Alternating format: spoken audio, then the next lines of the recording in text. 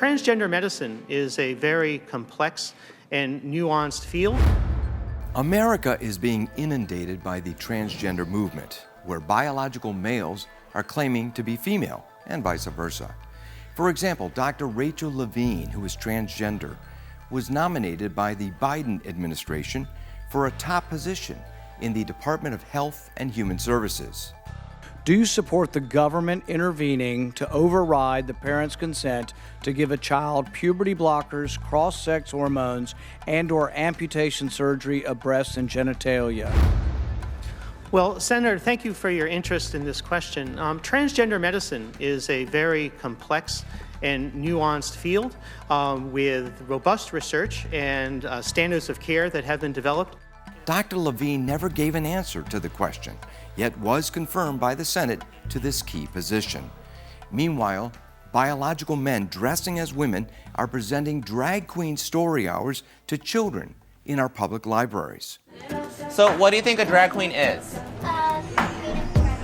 A queen of dragons.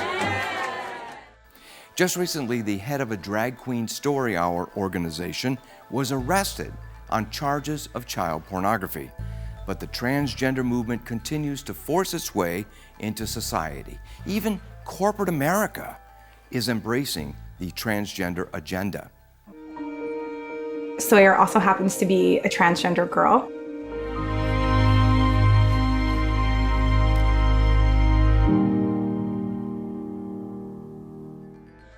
In Canada, the father of a biological girl who is now transgender faces 5 years in prison. His crime?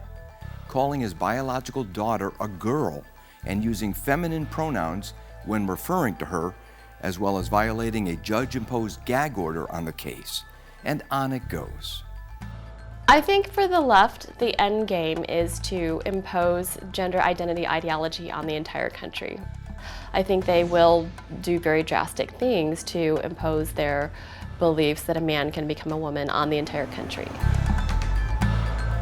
I do think you're also seeing that where these policies have been imposed, there have been very serious consequences, not only women and girls losing in sports, but even things like sexual assaults happening when males are allowed into single-sex spaces. So in Georgia, there's a very sad case of a 5-year-old girl who was sexually assaulted in her bathroom at school because the school imposed a transgender bathroom policy on the school, and a boy was allowed into the girl's bathroom. The Bible says that God made us male and female, one or the other, and biology tells us the same thing. But now we're told those things are irrelevant, and if the so-called Equality Act becomes law, the transgender agenda would also become law. The Equality Act, they always have great names. The Equality Act is the most radical LGBT law that you could possibly imagine. It takes every sector of life and applies the most radical theories to us. A great example of this is seen in the realm of female athletics. Biological males who claim to be female are competing against biological women in some states and are almost always winning. If the Equality Act becomes law, this would become a nationwide phenomenon.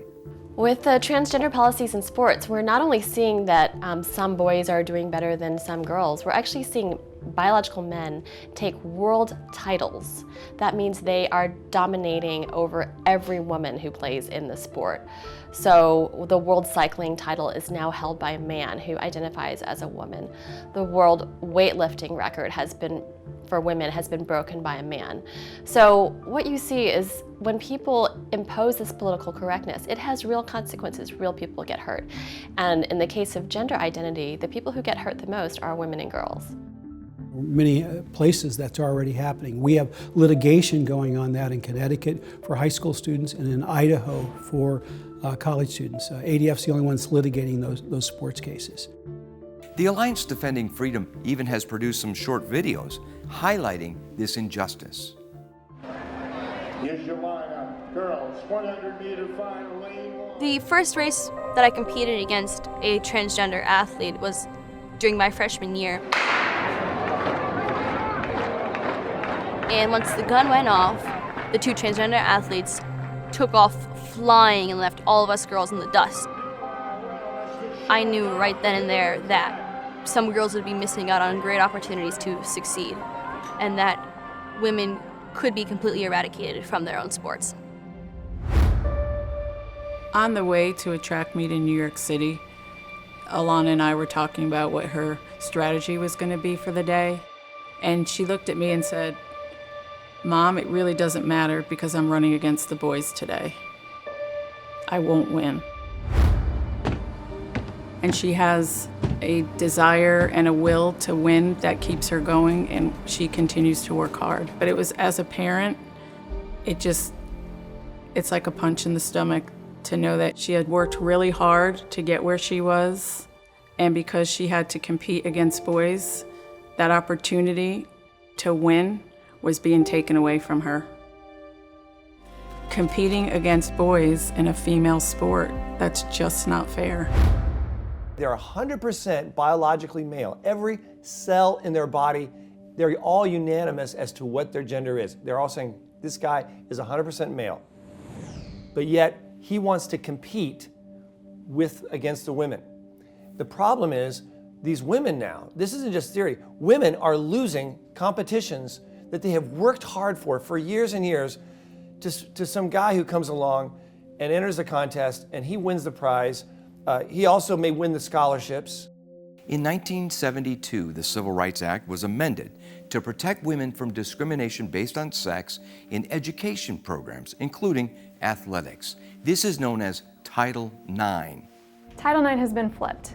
In fact, Title IX was enacted to give girls a fair shake in athletics, in schooling, in academics, and so on and so forth. And what we're seeing is a complete reversal, Title IX being used to try to erase women and really pull back and undo the advances that women have made in athletics and in education.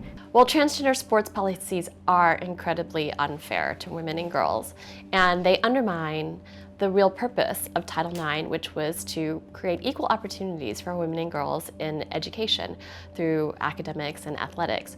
But what these policies are doing already at the K through 12 level and in universities is they are taking away opportunities for women to compete on a fair playing ground and to win titles and even to win college scholarships.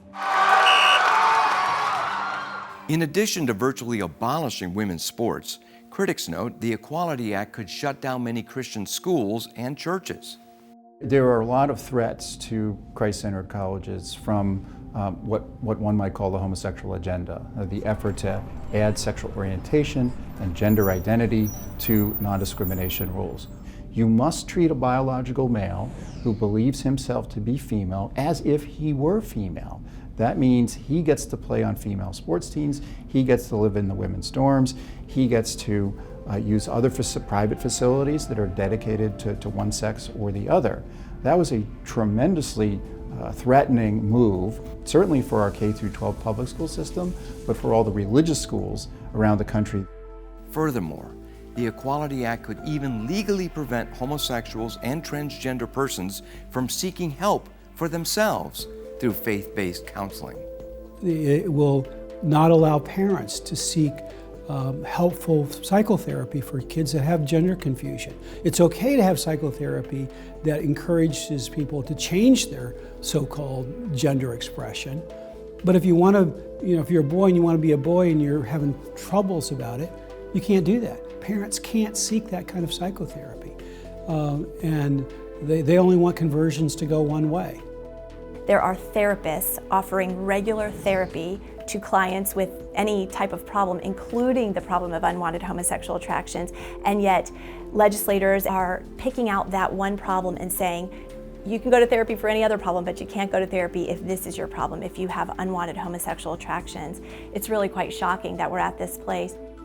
In short, the Equality Act would make it illegal to peaceably disagree with the radical LGBTQ agenda.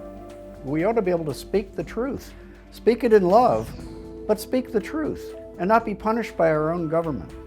If the LGBTQ activists and the transgender activists are part of that get their way, they will effectively criminalize Christianity.